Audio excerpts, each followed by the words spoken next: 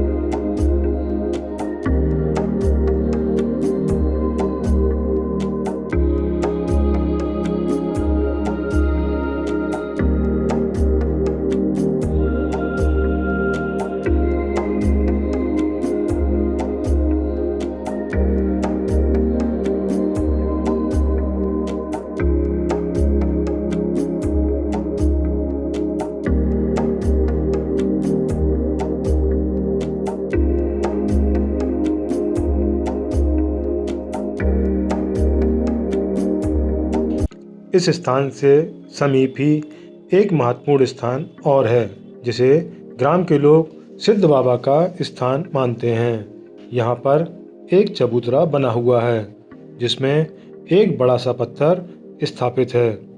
इसी जगह से बहुत से इसी तरह के और पत्थर जमीन से निकलते हैं, जो बारिश के दिनों में मिट्टी धंसने के कारण नर्मदा में समा जाते हैं। पत्थर हैं तो काले भूरे से रंग के, लेकिन इनमें स्पष्ट देखा जा सकता है कि इन पत्थरों में पुराने समय में उपयोग किया जाने वाला जुड़ाई का मसाला लगा हुआ है। इससे मालूम होता है कि इस स्थान पर पहले कभी कोई संरचना बनी रही होगी, जो समय के साथ साथ क्षतिग्रस्त हो गई। या तो यह संरचना कोई मंदिर रहा होगा या अन्य कोई स्थान। सियाने लोग बताते हैं, बुजुर्ग लोग, यहाँ पे अंदर स्वर्ण मंदिर है और यहाँ पे सिद्ध महाराज का स्थान, जहाँ पे कोई किसी प्रकार से माँ बहनें वहाँ पर नहीं जाती, या किसी प्रकार से वहाँ पत्थर की खुदाई उदाई या कुछ भी प्रकार से वहाँ के स्थान को स्पर्श नहीं किया जाता। प्राचीन किस्म के पत्थर, जब क्या रामनगर महल से भी पुराने किस्म के पत्थर निकलते हैं, जिस टाइप का आपको दिखा रहे हैं। एक पत्थर ये बता रहे हैं आपको, एक वो बता रहे हैं, एक पत्थर ये है, एक पत्थर ये है, एक पत्थर वो, यानी विशेष पत्थर यहाँ निकलते हैं और निकल के माता जी में जाकर विसर्जित हो जाते हैं। किसी यह स्थान खड़देवरी के पुरातात्विक शिव मंदिर से महज 1 किलोमीटर की दूरी पर ही स्थित होगा। अतः यह भी कयास लगाए जा रहे हैं कि गौड़कालीन रियासत के दौरान यह मुख्य रास्ता रहा होगा, जो कि मंडला से रामनगर तक जाता था। यही कारण है कि इस रास्ते में लगातार पुरानी संरचनाएं मौजूद हैं या उनके अवशेष मिल रहे हैं। यहीं से आगे मधुपुरी होते हुए रामनगर तक पहुंचा जा सकता है।